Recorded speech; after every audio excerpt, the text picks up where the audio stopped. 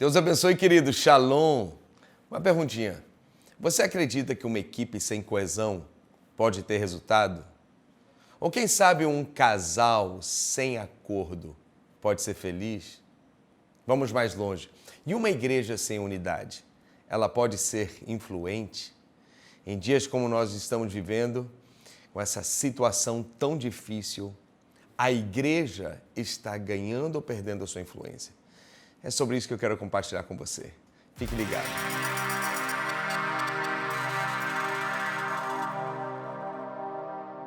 Bem, estamos aí nesse tempo de quarentena, nesse tempo de confinamento, por causa de um vírus que veio de uma forma avassaladora, trazendo pânico, trazendo pavor, trazendo medo.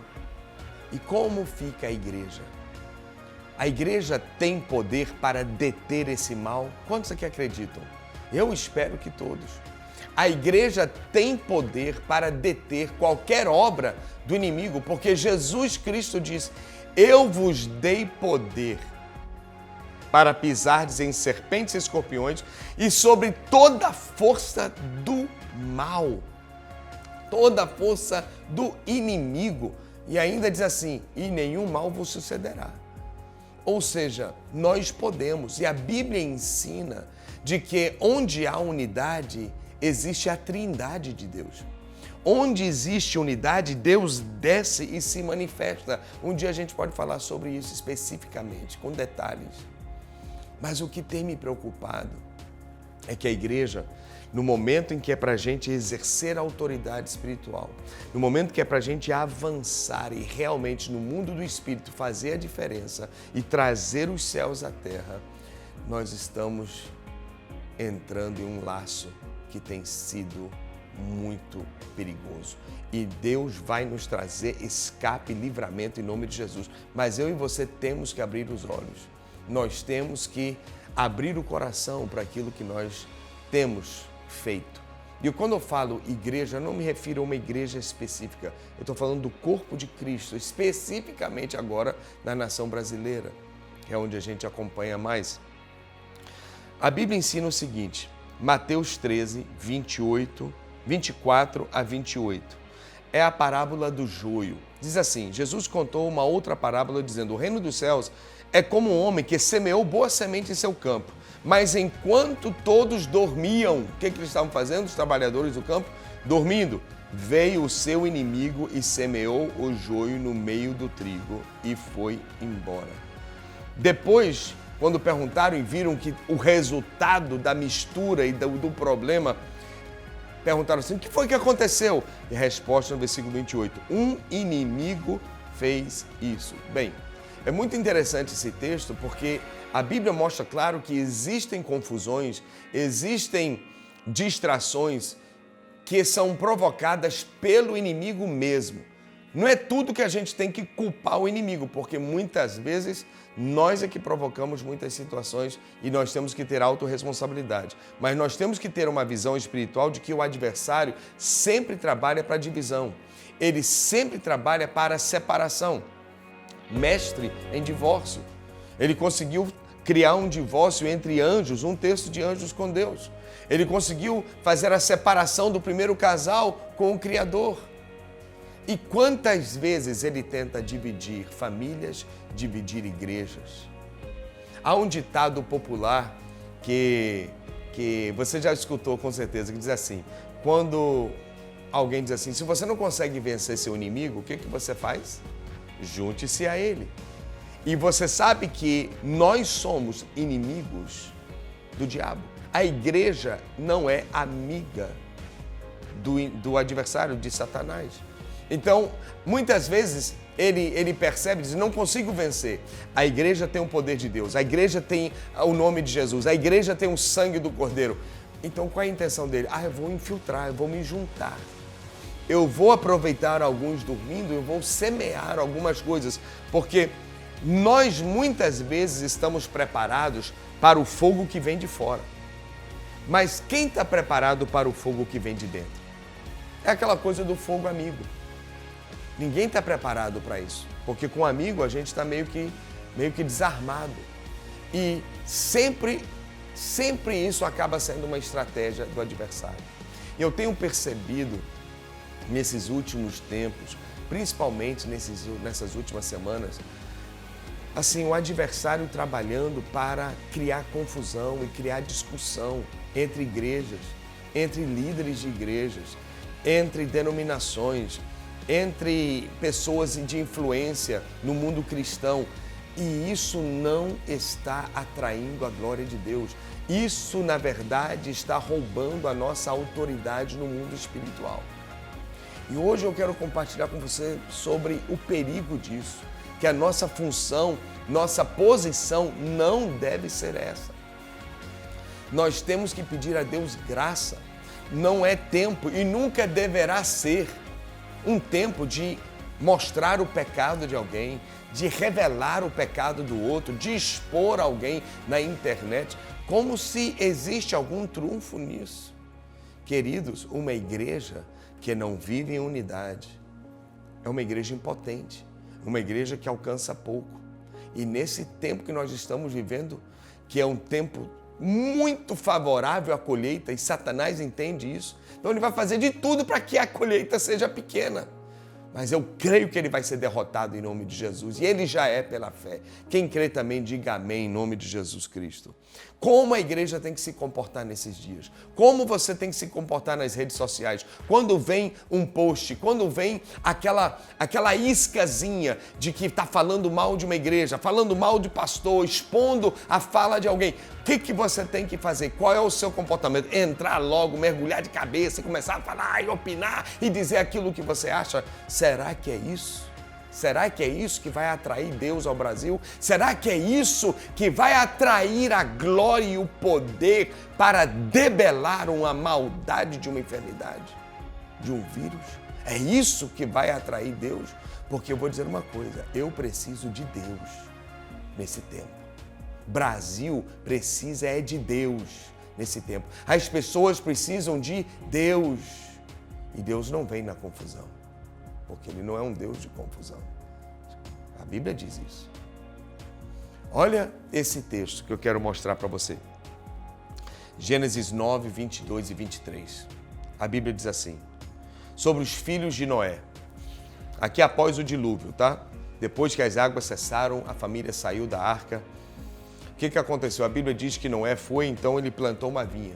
Aquela vinha cresceu, ele colheu da uva, pisou a uva, certamente, fermentou ali aquele caldo, aquele suco, virou vinho e ele começou a tomar o vinho, tomou demais. E a Bíblia diz que ele se embriagou e ficou nu.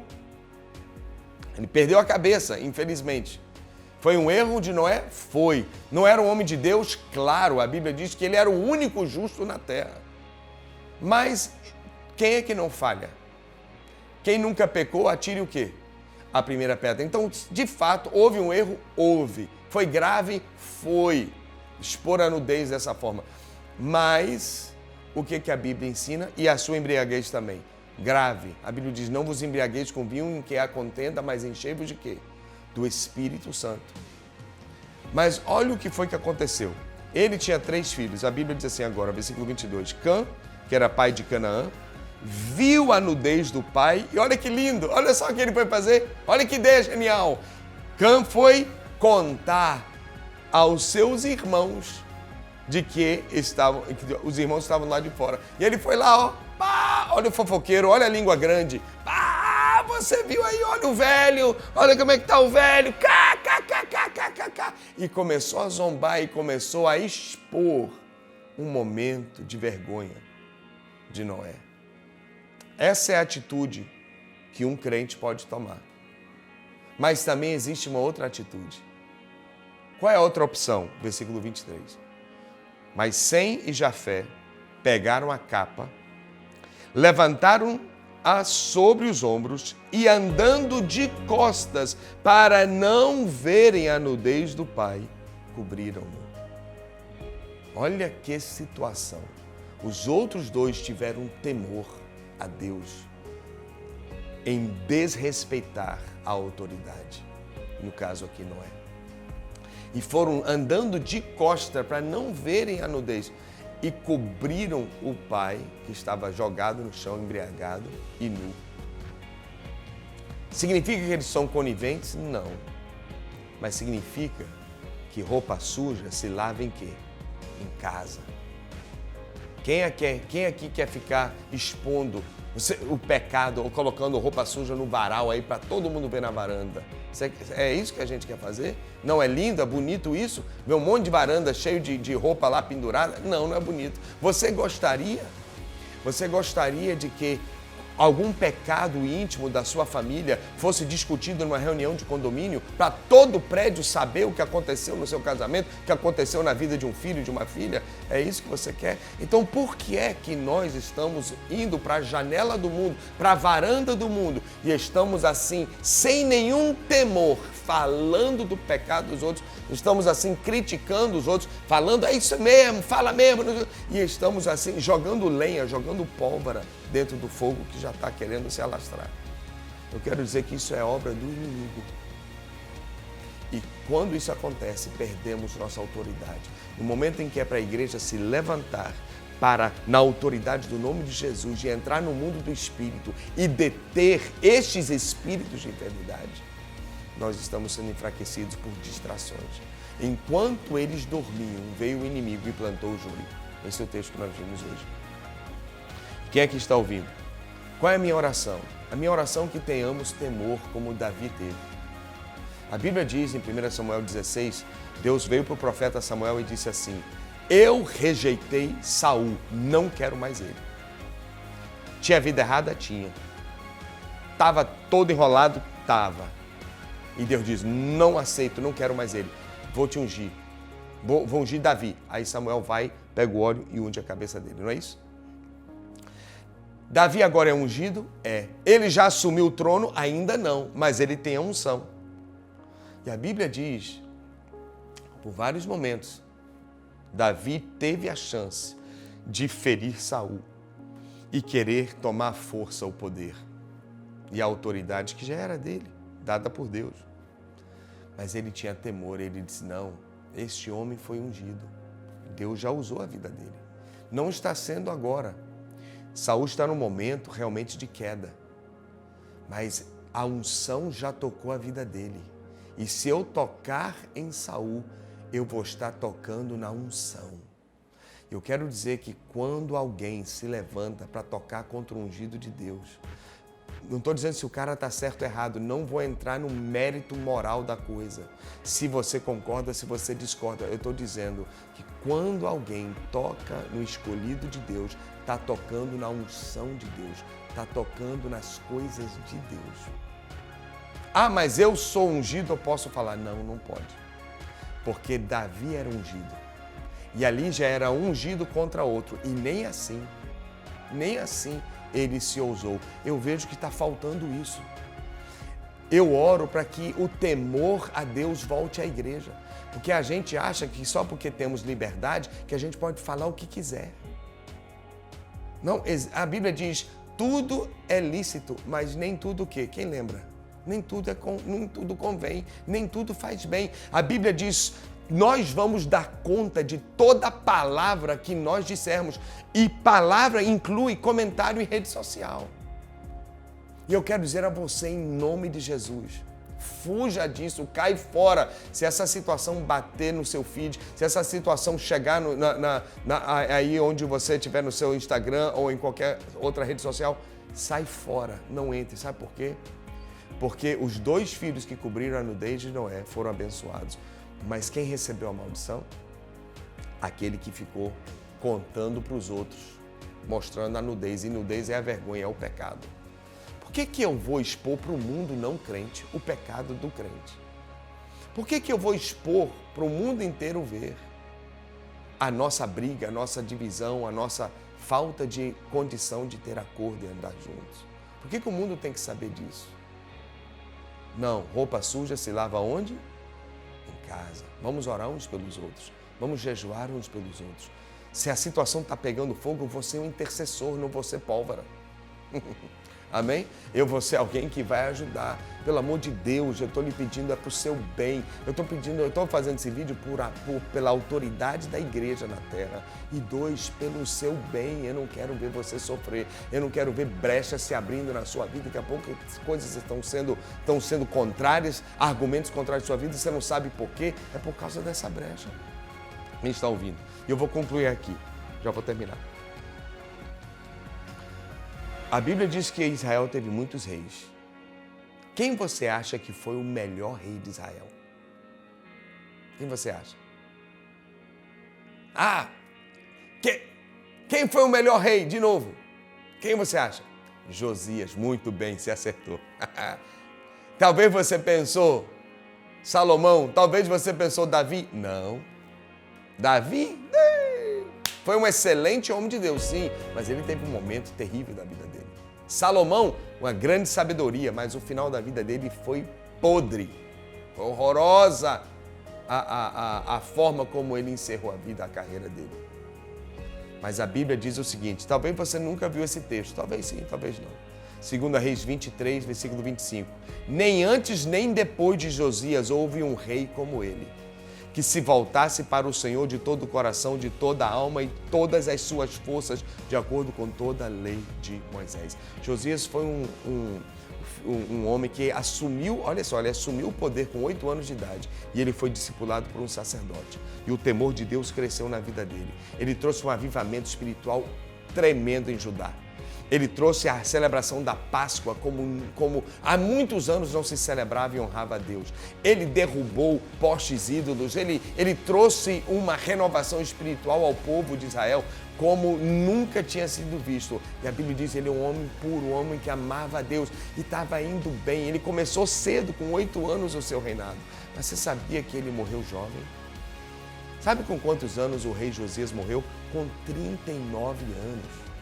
O cara prosperando, Deus com ele, parceiro com ele, o avivamento, um só Deus, paganismo caindo fora da terra. Estava ótimo, mas de repente ele morreu. Sabe por quê? Porque ele entrou numa guerra que não era dele. A Bíblia diz que o faraó do Egito quis fazer uma guerra com a Síria. Então, a Síria está no norte de Israel, Egito no sul. Então, o faraó estava atravessando perto das regiões de Israel para poder fazer a guerra. Ele achou que ele ia assumir lados. E depois de você ver esse texto, é incrível, procura isso, por favor, na Bíblia. Aí, Deus dos céus falou com o faraó, dizendo, fale ao rei de Israel, ao rei de Judá, que não entre nessa guerra, porque eu estou te usando para você ferir os assírios. E o rei faraó foi lá e disse, cara, sai fora, sai da minha frente. Deus falou comigo que não é para você se meter nisso. O que eu estou fazendo é direção do seu Deus. Ele ainda diz assim, o seu Deus disse para mim fazer guerra com a Síria. Por que você está me atrapalhando? E a Bíblia diz que ele não quis ouvir. E ele entrou na guerra, se camuflou, tirou as roupas de rei, se colocou uma outra roupa de guerreiro. E a Bíblia diz que lançaram uma flecha e a flecha lhe penetrou o coração, o seu lado, e ele morreu com 39 anos de idade. Tinha muito ainda para viver, tinha muito para fazer. Eu quero dizer a você, se a coisa estiver pegando fogo por aí, entre o corpo de Cristo, cai fora. Não entre na guerra dos outros. Não entre onde tem flecha para todo lado, porque você se expõe no mundo espiritual. Quando vê uma flecha dessa, pode lhe alcançar seu casamento, alcançar suas finanças, e você não quer isso. Então, eu estou lhe trazendo um conselho. O ditado diz, quem avisa o quê? Amigo é. E eu quero, como amigo, como irmão em Cristo, lhe dizer, vamos encerrar isso, porque isso está tirando a nossa autoridade. Nós temos poder de Deus para destruir qualquer ação das trevas. E que seja assim, em nome de Jesus. Vamos orar? Pai, eu clamo nesse momento que o Senhor nos dê entendimento, que a nossa luta não é contra sangue nem carne, não é contra pessoas, quanto mais contra os irmãos. Se a nossa luta não é contra pessoas, que não haja nem menção de luta entre igrejas, entre líderes, entre irmãos. Senhor, devolva o temor à igreja, eu te peço. para que possa se cumprir a tua palavra que diz que só saia da nossa boca palavras que sejam de consolo e de edificação. Senhor Deus, hoje eu peço que possamos saber conter o direito de uma opinião, mas entender que isso não traz edificação. Se isso não te atrai ao Brasil, que eu não comente, que eu não fale nada. Que eu só fale aquilo que atrai a tua presença. Porque se o Senhor descer, o vírus vai sair. Se o Senhor descer, a doença vai sumir. E é isso que nós pedimos. Venha ao Brasil e use a tua igreja. Em nome de Jesus. Amém, amém, amém. Obrigado. Deus te abençoe. Vou lhe pedir uma coisa. Pega esse vídeo, passe para quem você puder. Se inscreva no canal. E todo mundo está me pedindo, pastor, fala aí do sininho. Então vai lá, ativa o sininho. Me ajude para que esse canal seja uma bênção, espalhando para todo mundo que você vai poder ajudar alguém, tá bom? Te amo muito, no amor de Jesus. Receba essa palavra de coração grande, coração aberto. Obrigado. Tchau.